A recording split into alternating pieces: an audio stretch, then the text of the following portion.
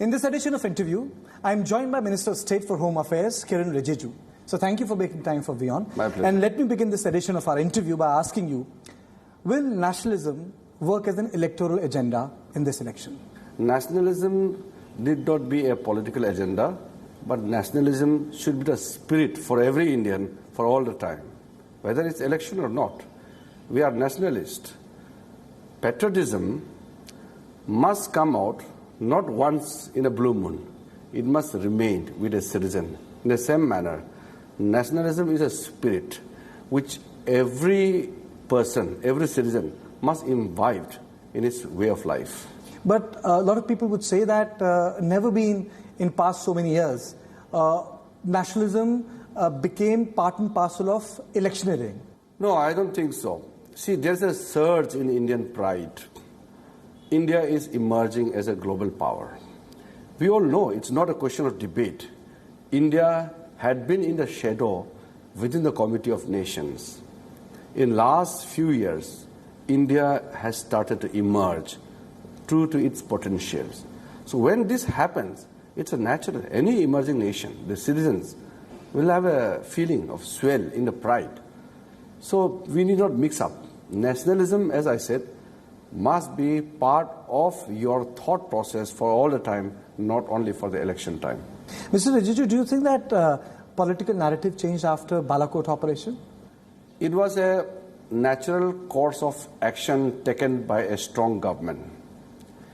When a decision is taken by a strong government in national interest, whether it changes the course of the electorate or in their mindset, it may be subject to many things, but the point is, whatever is necessary in the interest of the nation must be considered by any government.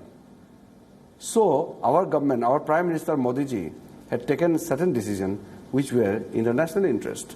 So, do you think that the global Islamic terrorism has also impacted Indian politics, the concerns of Indian state and people? When terrorism spreads around the globe, it is natural that every country feels the heat and is bound to react. Same as in the case of India. We are victims of terrorism. When Western world was far away from the threat, they thought it is the problem of third world countries or some other countries. But they face in their door, they feel that it's a global problem. So it's good that everybody is coming together on board. When it comes to fight against terror, we must be together on board. How do you see the terrorist attacks which have taken place in Sri Lanka so close to our border? See, it's a very disturbing kind of an incident which not only concerns Sri Lankans, but everybody, especially India, which is the only big neighbor. Anything happens in Sri Lanka will have some kind of ramifications in India. Same as what happens in India will have a ramification in its neighbors. So naturally, we have to be more aware about what is happening around. Should India be worried? Naturally, because such a big incident, attack in a neighboring country takes place. Naturally, as a neighbor, we have to be concerned about it. And this happened despite Indian government and agencies helping the Sri Lankan counterparts. We have a very good understanding about sharing of informations and intelligence. So it's a natural course of our understanding that we share so many things. But despite that, if incidents take place, and then it's something we need to work on more closely. Mr. Rijiju, is India more secure than ever today? I have stated this in many instances that security is such that it's dangerous to call a foolproof, because one incident can cause innumerous damage. One slight mistake or loophole can lead to a disaster. So if I say that in last 5 years, there has been no major bomb attack or any terrorist attack in the inland, any of the cities in India except the border cities like Pathankot, Uri, or in neighboring areas along Indo-Pakistan borders, if there were attacks against the armed forces. Still, there is an attack inside Indian territory, so we have to worry about. But the fact remains that in last 5 years, we have been able to provide better security than what previous government could do. In a very simple sentence, I would say that India is much more secure than what it used to be before. So you're saying that India has been able to rein in the machinery which is there in Pakistan, which creates terror?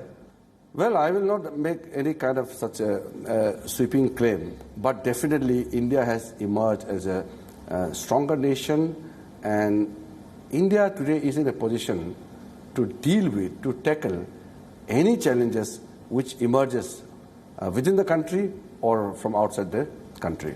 So your critics say that the reason there is so much of focus on nationalism is because certain issues related to jobs, agrarian issues and elections can be diverted. Do you agree with that? There's no basis on the part of the people who say that. If you see Prime Minister's speech or Amit Shahji's speech or any of the BJP leaders' speech, we devote 90% of our speech on the developmental agenda. We speak about what we have achieved in last 5 years. But during that speech, if we have to retort back, if we have to reply to the unnecessary and undigestible accusations which the Congress party or anybody make against us, then the news is focused on that 5-6% of what we reply to the opposition accusation. The opposition people, since they don't have any kind of main agenda to talk about the failures of our government, so they talk about intolerance, they talk about beef, they talk about so many things which is actually non-issue.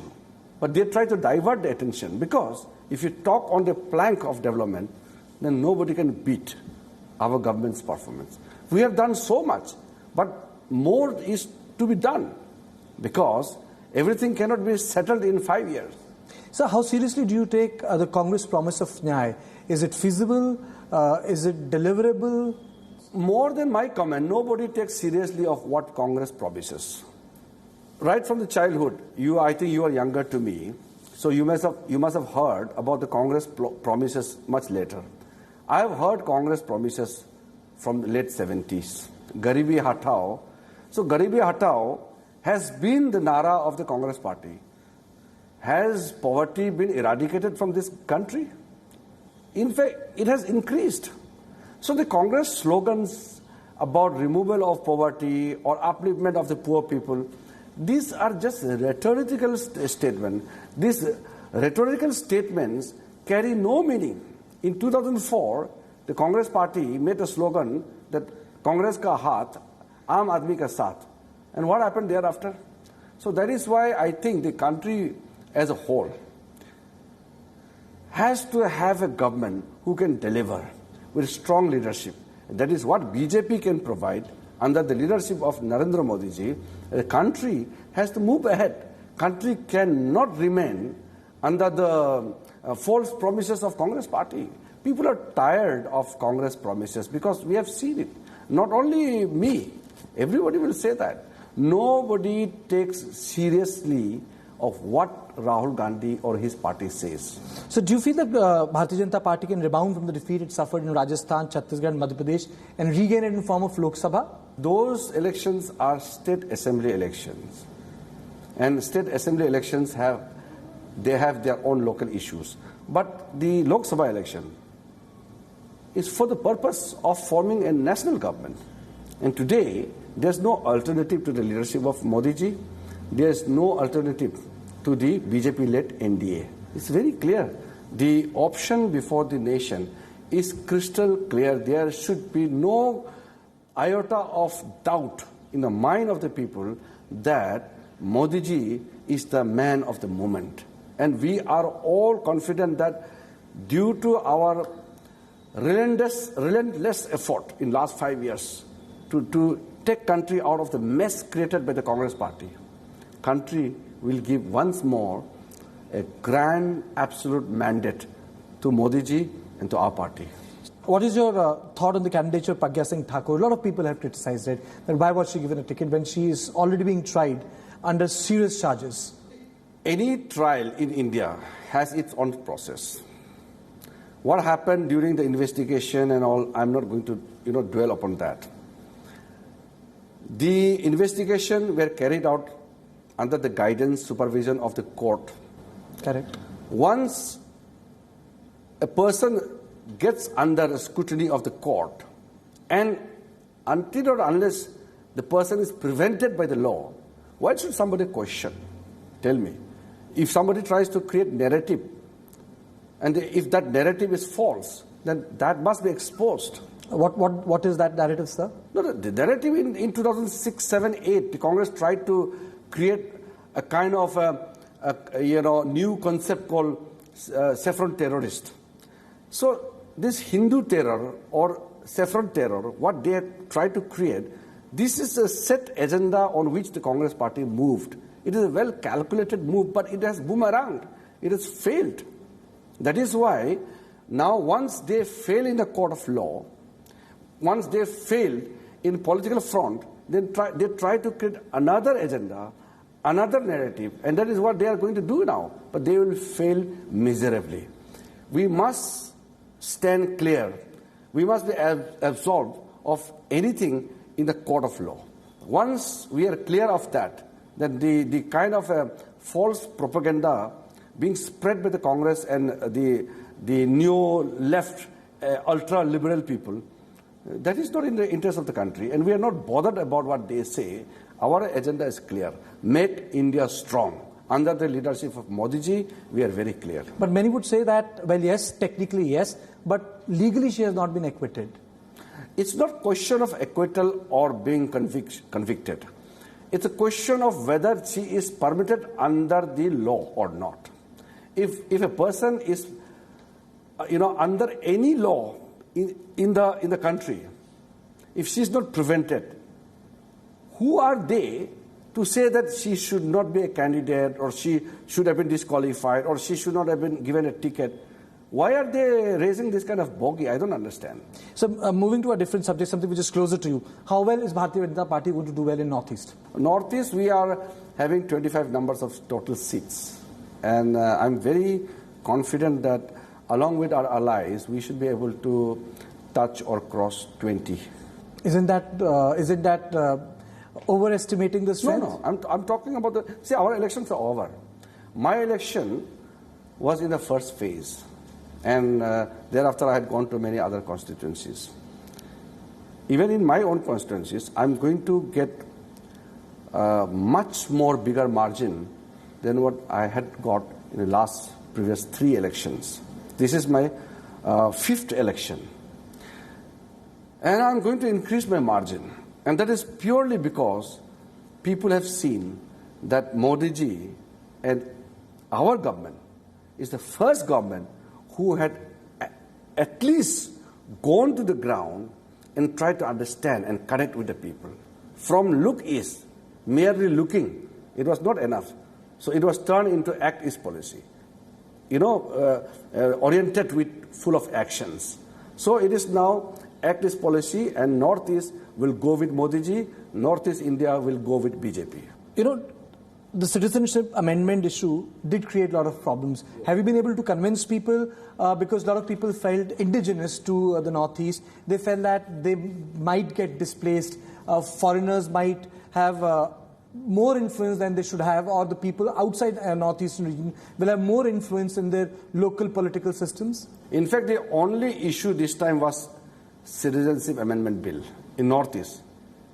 There were no other issues against the BJP party. The only issue they raised was Citizenship Amendment Bill. Then we have already clearly stated that Citizenship Amendment Bill is an all-India bill. It is not Northeast specific. And BJP has clearly stated in the manifesto that without the discussion with the people of Northeastern region, any bill will be brought.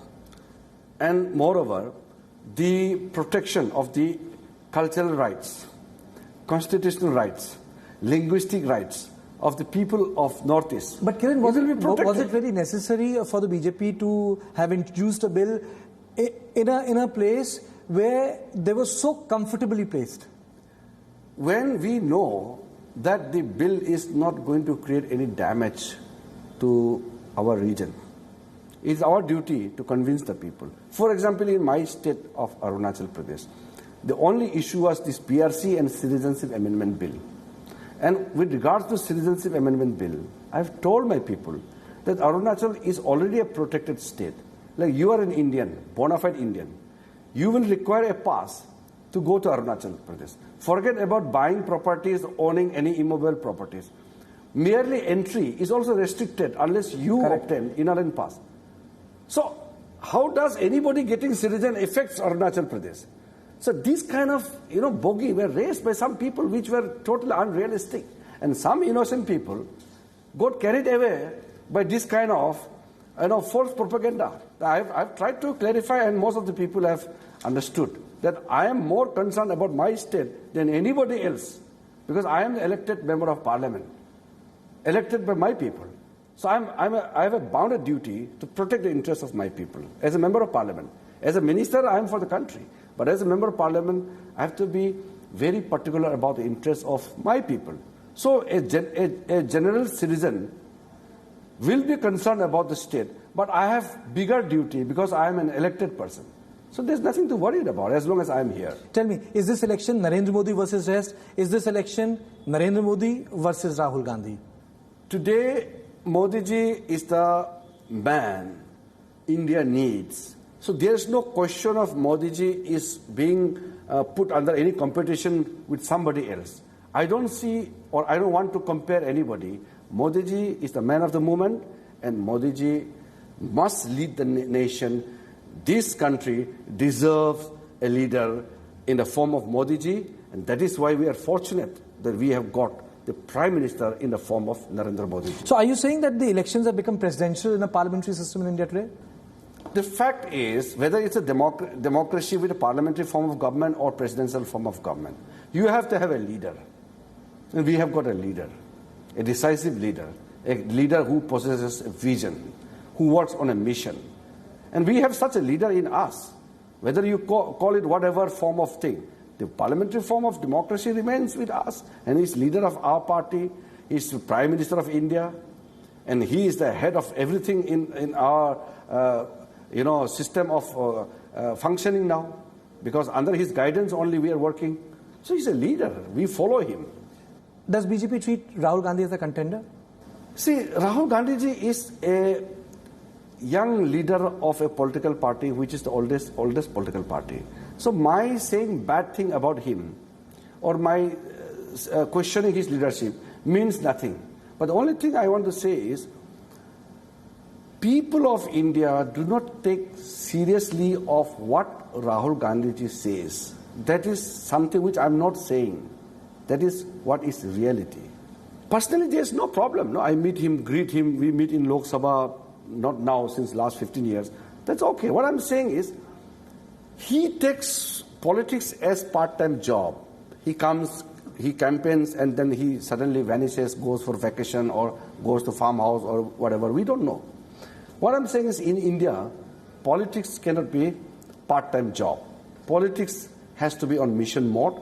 Politics is full-fledged, full-time job. You must serve the people. It's not a job. It's a service to the people. So, Rahul Gandhi ji, I think he's a misplaced in Indian politics. He is not a person who can stir up a political party, who has got crumbled under its own failure. But what about Priyanka? Is she taken seriously by BJP? Why should I talk about somebody who is not even head of political party? We are more focused on what we should be doing for our country under the leadership of Modi ji. We are guided by Modi ji's mission and his vision. We are very clear. In last 5 years, you have seen, we have not taken even one day holiday. We are on a mission mode. Is BJP concerned about Grand Alliance in Uttar Pradesh? I'm not qualified to talk about alliances and other kind of understanding. Okay, let me put it in another way. A lot of opposition parties coming together where BJP is on one side and a couple of parties are fighting elections together. That is because the Modi ji and our party has grown so popular amongst the party that all the rivals, they have come together. It's simple fact. Otherwise, why BSP and Samajwadi should come together? What was the reason? The only reason is they want to defeat Modi ji.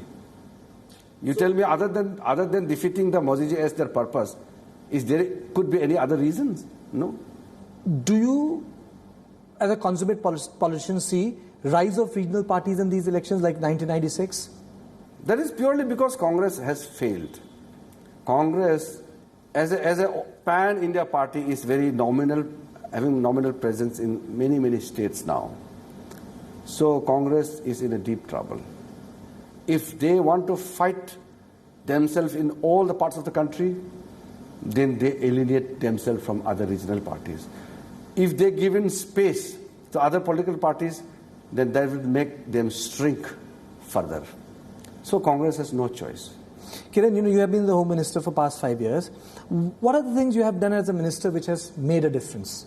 See, the greatest satisfaction which I have got is, in last 5 years, I have been to almost all the remote border outposts where union ministers have not been to in last 70 years. Okay.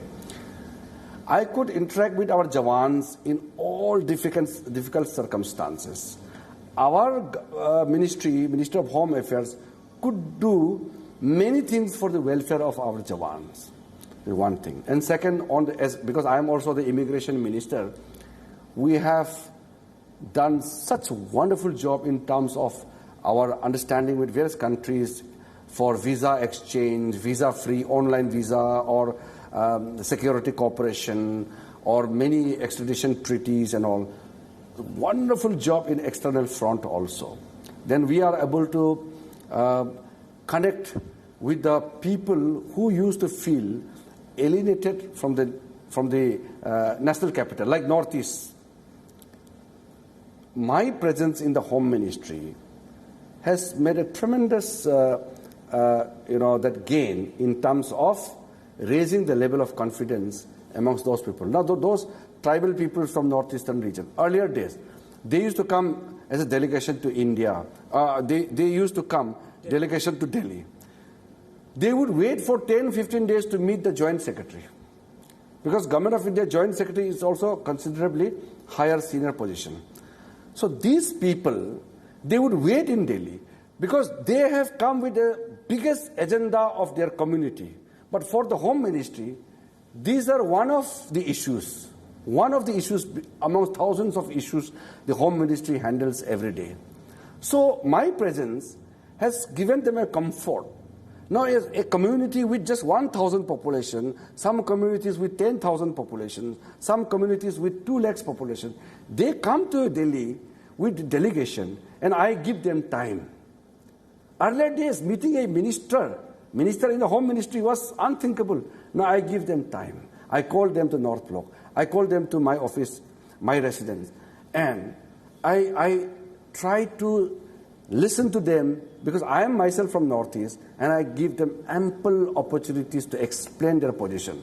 So all these gestures have certainly raised the level of confidence. There is no doubt, Kiren, that Northeast had been quieter, far more stable, and a lot of ministers have been tasked that they should be visiting Northeast, spending night there, and giving the feedback. But what has happened in Kashmir? Your assessment. Why has the levels of violence so high today? Sometimes when you act tough, when you crack down, there would be certain reactions, there would be certain repercussions.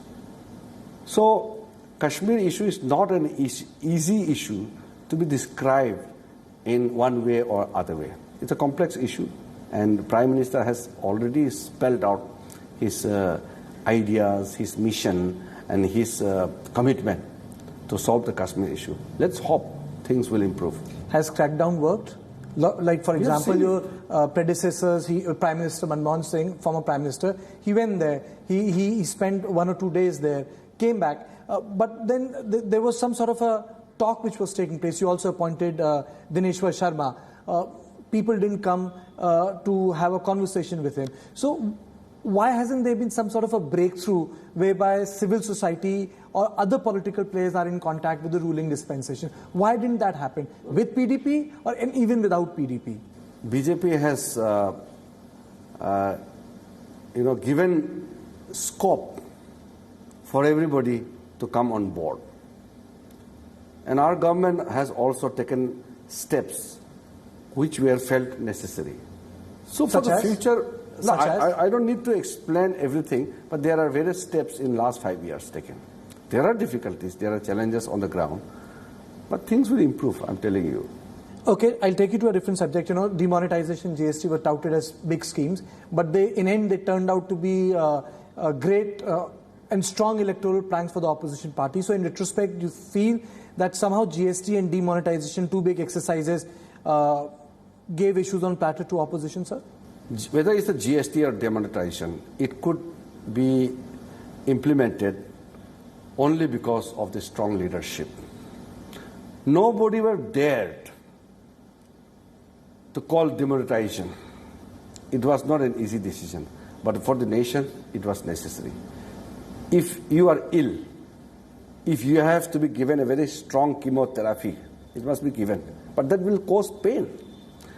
If there's a rotten system inside, if there are black money running parallel to the economy, you need to do something strongly. Some harsh decisions were required to be taken, and that was done.